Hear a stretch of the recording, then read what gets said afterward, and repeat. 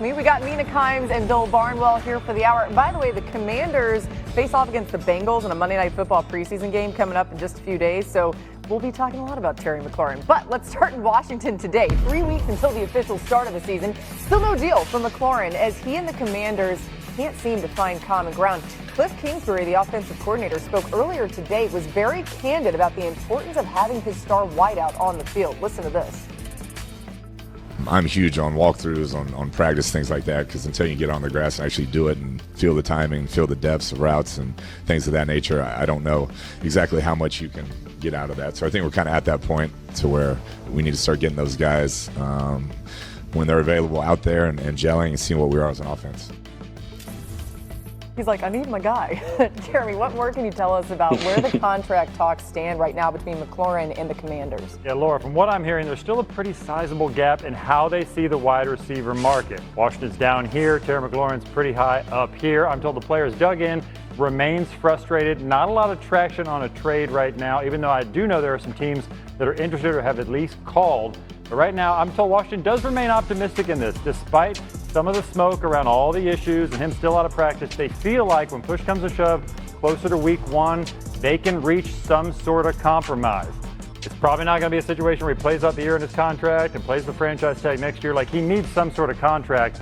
They're hoping they can find a sweet spot here, but they're sort of waiting each other out. And meanwhile, this could get ugly. Yeah, and again, as we said off the top, we're just 3 weeks away. Bill, how different does this Commanders offense look when Terry McLaurin isn't on the field, if, God forbid, we end up in that situation? Yeah, certainly Washington fans hoping that doesn't happen, but there was a meaningful drop-off last year when Jayden Daniels did not have his star receiver on the field. A 73.1 total QBR with McLaurin on the field. That dropped to 63 without Terry McLaurin in the lineup. And I think Cliff Kingsbury's point here is really important because it means even if these two sides do come to an agreement between now and the start of the season, it's not like Terry McLaurin is going to be, fully featured and functional in that offense. He might not be playing 100% of the snaps, 95% of the snaps, the way the Commanders might want with a normal training camp for Terry McLaurin. And then you factor in Deebo Samuel, the other guy coming into the situation. And for the 49ers, they've always been a roster where they wanted to kind of use Deebo about 80% of the time, limit his snaps because of how physical he is as a football player. So you kind of want to have both those guys. There might be snaps early in the year where Jayden Daniels doesn't have either of his star receivers on the field. When the Commanders traded for Deebo Samuel, I really liked the fit, the idea of Deebo being an underneath target, a yards after catch guy. Cliff Kingsbury loves to call screens. Deebo is the ultimate screen receiver.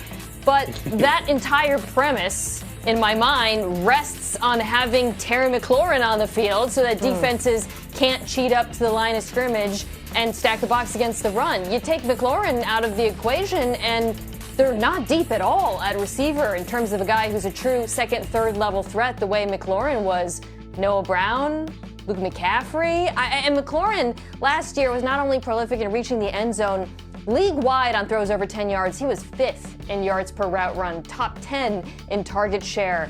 I understand that this is more about finances, and what he's asking for in his age, but I truly do not believe this Commanders offense can get anywhere close to its ceiling without him. Yeah, Jayden Daniels has continued to say that he's had conversations with McLaurin, but he doesn't really mess with the business side of things, but has also been adamant that they need him on the field. I think everybody agrees when you're talking about the future of this team, or at least next season. All right, let's go to LA next, where Justin Herbert will make his first preseason start of his career. Hey, you heard that right, first. The quarterback spoke to the media yesterday after Jim Harbaugh made the announcement and explained why they're deciding for him to play. Be able to see a pass rush and get a feel for getting the ball out and just seeing a game before you actually play in a game. I think in years past the plan was to rest and see those reps, but I wanted to go out there and see a pass rush because in practice as a quarterback you don't always get the true feeling of a pass rush. So I thought it'd be helpful to go out there, and I just thought this was something that could be good for me, good for the team, and so I'm not against trying it. Yeah, it's so important for a quarterback's timing, right, to be able to feel that real time.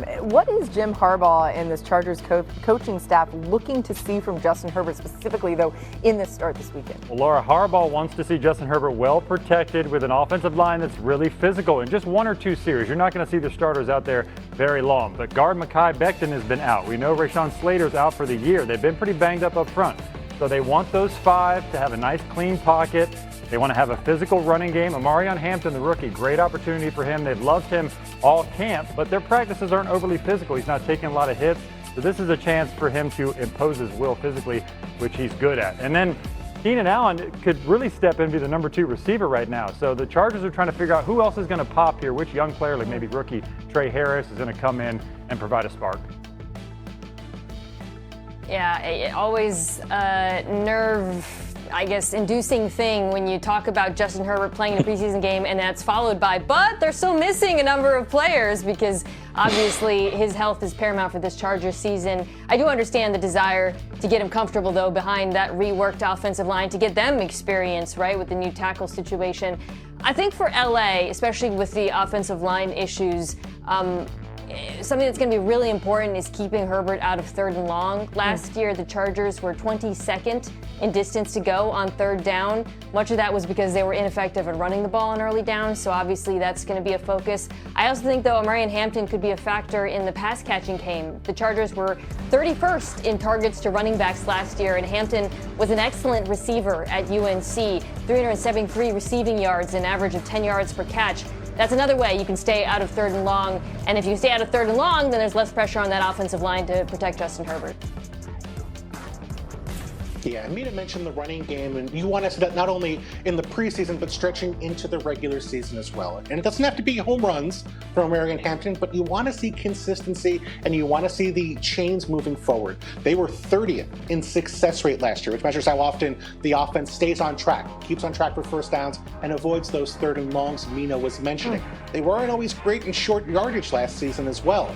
But on that 1st and 10, I know it doesn't seem like a big difference to get 2, 3, 4 yards, but keeping on track, avoiding those obvious pass rushing situations, it's such a benefit for your offense. It keeps you in such advantageous situations, keeps the defensive ends guessing about what they can do, opens up the playbook for Greg Roman, who doesn't, frankly, have the most expansive 3rd down passing playbook. So if they can run the ball more efficiently, it's going to make everyone's life easy. Every time Bill is on the show, he presents a stat that I have not heard of before, and we are a very stat-heavy show. I love that one, Bill. Here's another one.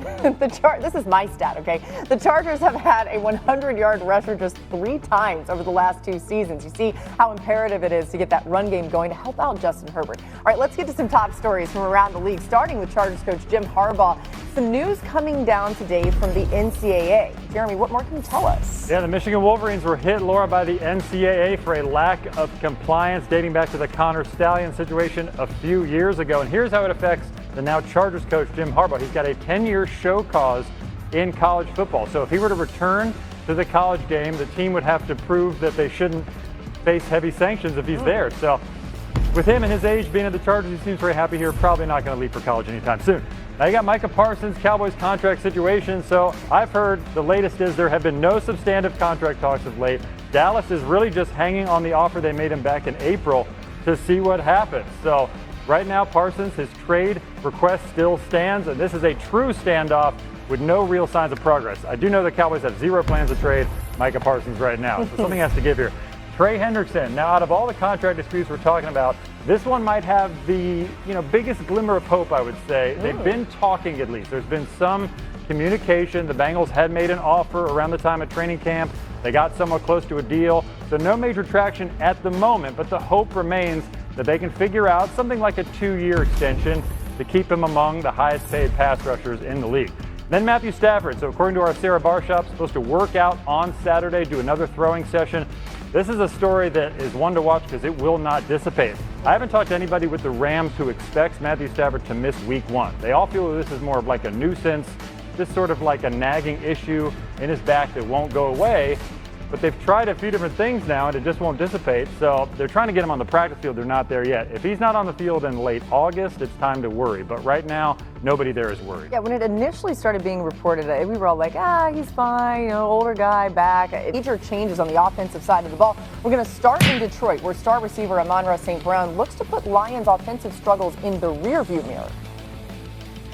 You don't need to say it's a white elephant. We feel like as an offense, maybe this camp, there has been some struggles for us as an offense, but I think that's normal. You got new coaches, different things, moving parts, and you're going against a really good defense every day. For us as an offense, we know, the ability that we have, the playmakers we have, the quarterback we have, the O-line. So it's just a matter of time for us to just keep getting better, improving.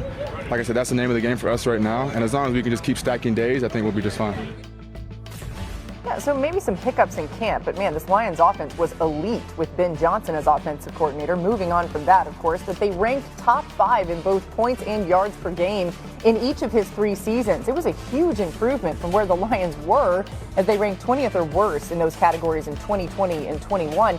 Jeremy, what are you hearing about how the Lions offense has adjusted to new offensive coordinator John Morton? Well, Laura, Morton has brought a different flavor to Lions camp than Ben Johnson had. From what it was told to me, Johnson was the type of quarterback